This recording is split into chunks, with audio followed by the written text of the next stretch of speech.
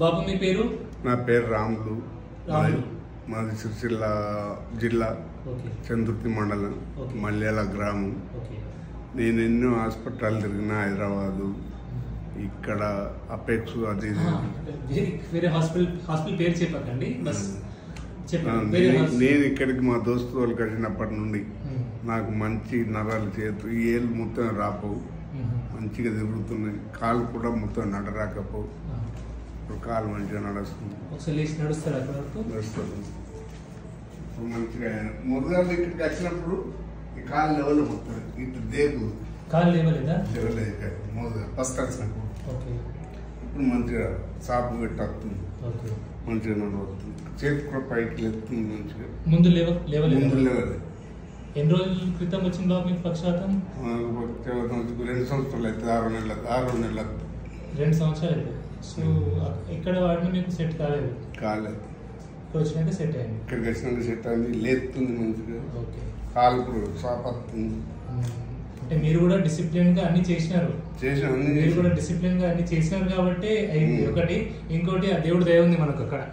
దేవుడిని మొక్కుకుంటేనే అన్ని చేసుకుంటాం, అన్ని చేస్తాం అన్నీ కాబట్టి మంచిగా సంతోషం. ఎంతమంది పిల్లలు బాబు మీకు? 3 పిల్లలు. ఏం చేస్తారు పిల్లలు?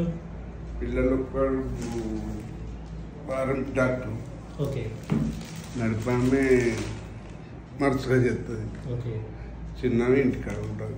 వ్యవసాయం. మీకు మెడికల్ ఆల్రెడీ నర్స్ అమ్మ మీకు కూతురుగానే ఉంది. ఓకే.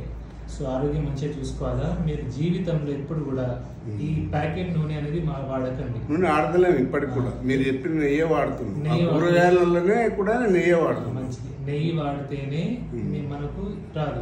మీరు ఆ ప్యాకెట్ నూనె వల్లనే మనకు పక్షవాతం వచ్చింది. మీరు మందు తాగారు కదా బాబు, మీరు సిగరెట్, బీడీ, తంబాకు తింటారా?